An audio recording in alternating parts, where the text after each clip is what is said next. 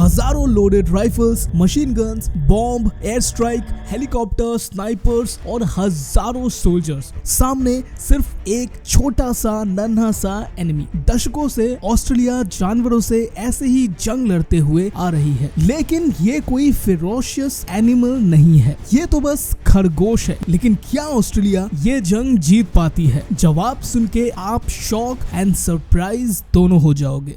सो इस केओस की शुरुआत कुछ ऐसे हुई। दरअसल थॉमस ऑस्टिन नाम का एक वेल्दी बिजनेसमैन मेलबर्न में 24 रैबिट्स लेके आए थे, मोस्टली इन्हें पालने के इरादे से। लेकिन ये खरगोश हद से ज्यादा तेजी से अपनी आबादी को बढ़ाने लगे और अगले सिर्फ 3 सालों में ही इनकी आबादी सिर्फ 24 से लेकर कई हजार तक बढ़ गई और इसके 50 सालों के अंदर यही रैबिट्स अब पूरे ऑस्ट्रेलिया के कॉन्टिनेंट्स में फैल चुके थे। साल 1938 में लिया गया ये फोटो देखिए, आप अंदाजा लगा सकते हैं कि क्या हालत थी इस वक्त तक। और इसके बाद से धीरे धीरे और ज्यादा तादाद में अब ये खरगोश बच्चे पैदा करने लग गए थे और अचानक से कई सारे प्रॉब्लम्स साइंटिस्टों के सामने आ चुके थे। रैबिट्स ऑस्ट्रेलिया के नेटिव जानवर नहीं थे, जैसे कि हमने आपको बताया, इनको बाद में यहाँ लाया गया था और पहले से बसे इकोसिस्टम में ऐसे नए जानवर के आ जाने से किसी भी इकोसिस्टम को कुछ सडन चैलेंजेस को फेस करना पड़ता है। और यहाँ तो लाखों की तादाद में खरगोश हर दिन बढ़ते जा रहे थे, जिनसे सबसे बड़ी ये प्रॉब्लम सामने आई कि ये खरगोश फसलों को भी नुकसान पहुंचाने लग गए थे, इतना कि यहाँ की आसपास की मिट्टी तक बंजर बन चुकी थी, जिससे कई सारे नेटिव प्लांट्स और एनिमल स्पीशीज अब विलुप्त होने की कगार पर आ खड़े हो चुके थे। और अब इसे रोकने के लिए गवर्नमेंट रिसर्चर्स, बायोलॉजिस्ट और फार्मर्स को मिलके कुछ कड़े कदम उठाने थे। पहले तो ये प्लान बनाया गया कि इन्हें पकड़ के यहाँ से दूर ले जाया जाएगा और पहले कुछ दिनों के सर्च में ही उन्होंने इतने सारे रैबिट्स पकड़ लिए थे। लेकिन ये रैबिट्स अब और भी ज्यादा तेजी से अपनी आबादी बढ़ाने लगे, तो फिर इन लोगों ने फेंस बना के इन्हें रोकने का फैसला किया, जिसके लिए वेस्टर्न ऑस्ट्रेलिया से शुरू करके पूरे नॉर्दर्न और सदर्न पार्ट को फेंसिंग की मदद से अलग किया गया। लेकिन ये फेंसिंग भी उन्हें रोक नहीं पाई और ये प्लान भी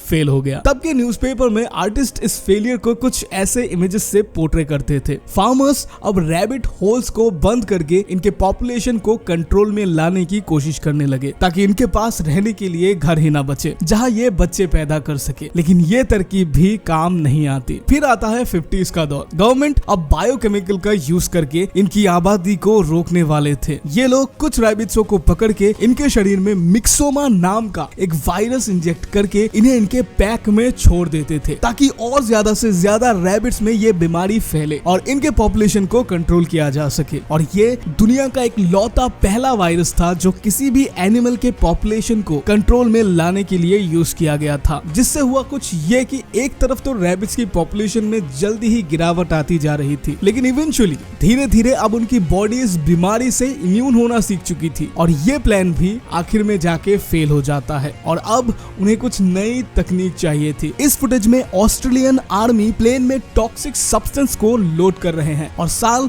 1965 आते आते इनके ऊपर प्लेन से बॉम्ब गिराए जाते हैं। ऑस्ट्रेलिया के अथॉरिटीज अब किसी भी हद तक जाने को तैयार थे, बस किसी तरह इन रैबिट्स को कंट्रोल किया जा सके। लेकिन अंत में ये भी एक फेलियर साबित होता है। आखिर में साइंटिस्ट की एक टीम एक सोल्यूशन लेके सामने आती है और वो ये थी कि इन रैबिट्स को हेमोरेजिक डिजीज वायरस से इन्फेक्ट करके इनके पॉपुलेशन को कंट्रोल में लाना, जिसमें सिर्फ 48 घंटे के अंदर इन रैबिट्स को इस डिजीज में मारा जा सकता था और मक्खियों के जरिए इस डिजीज को फैलाना था। 1996 का दौर आता है और इस वायरस का इस्तेमाल शुरू हो जाता है, जिससे हाई डेंसिटी पॉपुलेशन वाले एरियाज में 90% से ज्यादा रैबिट्स साफ हो जाते हैं। पिछले 100 सालों में कैसे रैबिट्स की पॉपुलेशन में गिरावट आई आप इस चार्ट में देख सकते हो। लेकिन जो रैबिट्स थोड़े ठंडे और ह्यूमिड रीजन्स में बसे हुए थे, उन पर ये डिजीज उतना कारगर साबित नहीं हो पा रही थी। इवेंचुअली धीरे धीरे इस डिजीज से भी उनकी बॉडी अब इम्यून हो चुकी थी और इतना सारा कुछ करने के बाद आज भी ऑस्ट्रेलिया में रैबिट्स की पॉपुलेशन 2 करोड़ से भी ज्यादा हो चुकी है, जिससे 300 से भी ज्यादा नेटिव प्लांट्स और एनिमल स्पीशीज के विलुप्त होने का खतरा पैदा हो चुका है और इकोनॉमी को इससे 1650 करोड़ रुपए का एग्रीकल्चर एग्रीकल्चरल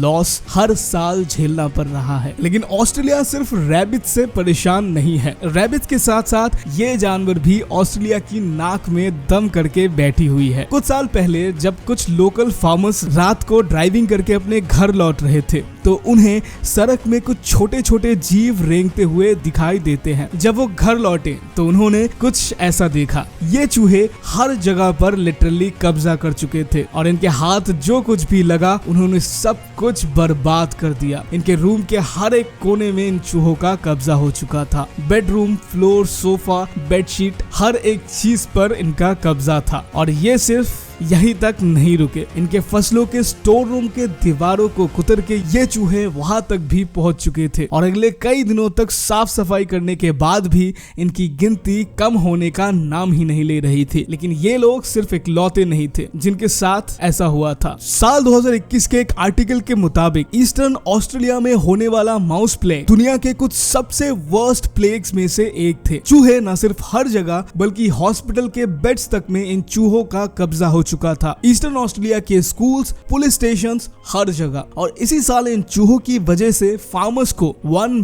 बिलियन का नुकसान हो चुका था। यह है उसके कुछ फोटोज जिसमें आप चूहे के द्वारा बर्बाद की गई कुछ झलकियां देख सकते हो। और मार्च 2021 तक ये चूहे इंसान के खाने वाले फलों और सब्जियों तक भी पहुंच गए थे। और सिचुएशन तो इससे भी ज्यादा खराब हो गई थी जब चूहों की लाश पानी पीने के टैंक में से निकाली गई। इसके बाद जो होम ओनर्स इन माउसेस को पकड़ना चाहते थे वो सिर्फ एक रात में ही 500 से लेके 600 चूहे पकड़ लेते थे। अगर सिर्फ एक रात में एक आदमी इतने चूहे पकड़ने में कामयाब हो जाता है और इससे आप अंदाजा लगा सकते हो कि सिचुएशन कितना खराब था। लेकिन ये ऐसा पहली बार नहीं था जब ऑस्ट्रेलिया में माउस प्लेग सिचुएशन हुआ था। लेकिन इस बार इतने ज्यादा मात्रा के पीछे का रीजन था 2019 से लेकर ऑस्ट्रेलिया में वाइल्ड फायर के बाद से साल 2020 में ऑस्ट्रेलिया में एग्रीकल्चरल एरियाज में जबरदस्त बारिश होती है जिससे चूहों को अपनी आबादी बढ़ाने का एक अच्छा एटमॉस्फेयर मिल गया था। लेकिन अब सवाल ये है कि क्या इन चूहों से हमेशा हमेशा के लिए पीछा छुड़ाने का कोई तकनीक है? वेल, इसके लिए ऑस्ट्रेलिया को अपने फसलों को उगाना बंद करना पड़ेगा जिससे ना तो चूहे के खाने लायक फसल होगी ना ही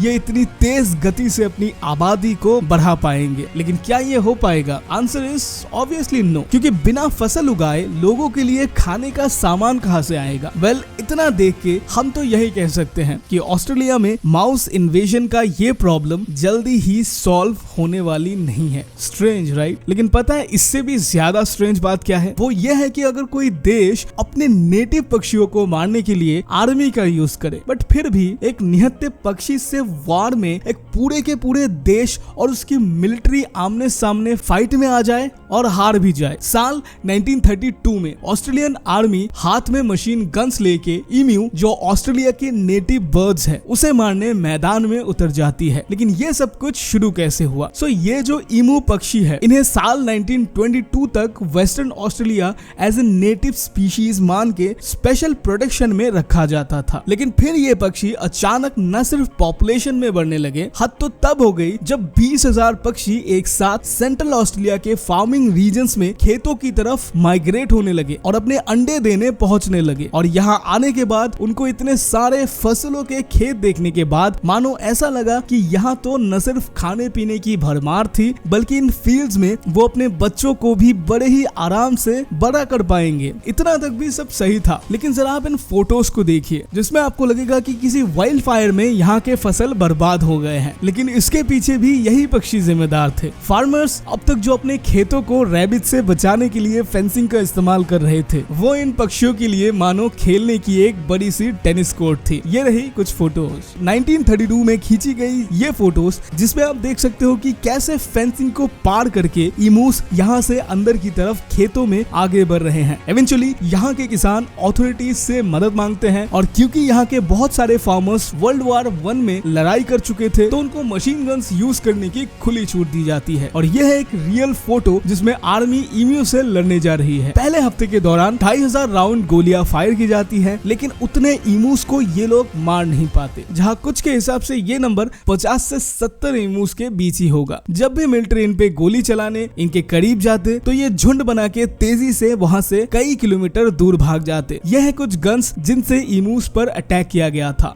but the result is depressing. 8 हफ्तों तक ईमूस के खिलाफ जारी इस जंग में लाखों रुपए के बंदूक की गोली वेस्ट हो रही थी और कई सारे व्हीकल्स, ट्रांसपोर्टेशन, इन सब चीजों में ढेर सारा पैसा लग रहा था। लेकिन अल्टीमेटली ये वॉर ईमूस जीत जाते हैं, जिसके बाद से ऑस्ट्रेलिया के किसानों को गवर्नमेंट की तरफ से फ्री एमोस दिए जाते हैं और हर ईमूस को मारने पर उन्हें इनाम तक दिया जाने लगा। और किसानों से ये वादा किया गया कि 124 किलोमीटर लंबा वॉल ये किसानों को बनवा के देंगे ताकि ईमूस की ट्रेसपासिंग को रोका जा सके। लेकिन ये वॉल तो कभी बन ही नहीं पाई और ऐसे ही 1932 की इस वॉर में ईमू की जीत हो जाती है और आज के टाइम भी लाखों ईमूस ऑस्ट्रेलिया में पाए जाते हैं और इनके इस युद्ध पर तो एक फिल्म भी बन चुकी है। बस इन वॉरियर्स को अवार्ड देना शायद बाकी हो। लेकिन ऑस्ट्रेलिया और एनिमल्स की बीच की जंग यही खत्म नहीं होती। एक तरफ तो ऑस्ट्रेलिया वैसे ही इन सारे जानवरों से परेशान है, ऊपर से इसमें एंट्री होती है कैमल्स की।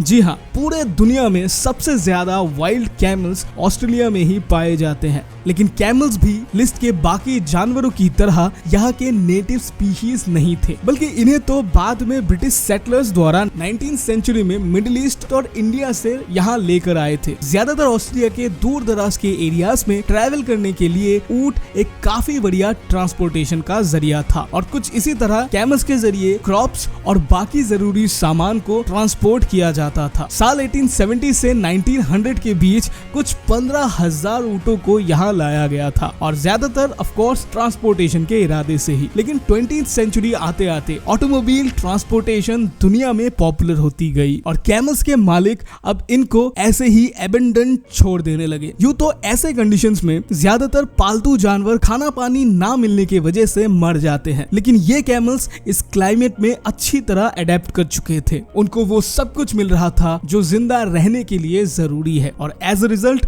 आज वाइल्ड कैमल्स पूरे ऑस्ट्रेलिया में छा चुके हैं। हालांकि एनवायरनमेंट में कुछ ज्यादा गहरा इम्पैक्ट तो ये लोग नहीं करते कंपेयर टू चूहे और खरगोश, लेकिन ये कैमल्स पानी ढूंढने के लिए किसी भी हद तक जा सकते हैं और कैमल्स ज्यादातर इंफ्रास्ट्रक्चर को नुकसान पहुंचाते हैं, जैसे कि वाटर पंप्स एंड टॉयलेट्स वगैरह, क्योंकि उन्हें पता है यहाँ पानी स्टोर्ड है। ये जीव 5 किलोमीटर दूर से भी पानी को सूंघ सकते हैं और जहाँ कहीं भी पानी दिखे वो ह्यूज अमाउंट में पीना शुरू कर देते हैं और लगभग 53 गैलन्स कुछ ही मिनटों में ये कैमल्स पी लेते हैं और अंत में जाके ये चीज इतना बढ़ जाती है कि अथॉरिटीज की नजर में ये चीज आ जाती है और इनकी पॉपुलेशन को कंट्रोल में लाने के लिए स्नाइपर्स को हेलीकॉप्टर में चढ़ा के भेजा जाता है। कई सालों तक ऑपरेशन चलाने के बाद आज भी ऑस्ट्रेलिया में 4 लाख से ज्यादा वाइल्ड कैमल्स मौजूद है जो पूरे देश को अपने कब्जे में लेकर बैठे हैं। इतना कुछ होने के बाद आपको क्या लगता है, क्या ऑस्ट्रेलिया कभी इन जानवरों से अपना पीछा छुड़ाने में कामयाब हो पाएगी? Do comments and let us know. Thank you so much for watching this video. मिलते हैं नेक्स्ट वीडियो में ऐसे किसी मजेदार एंड इंटरेस्टिंग टॉपिक के साथ।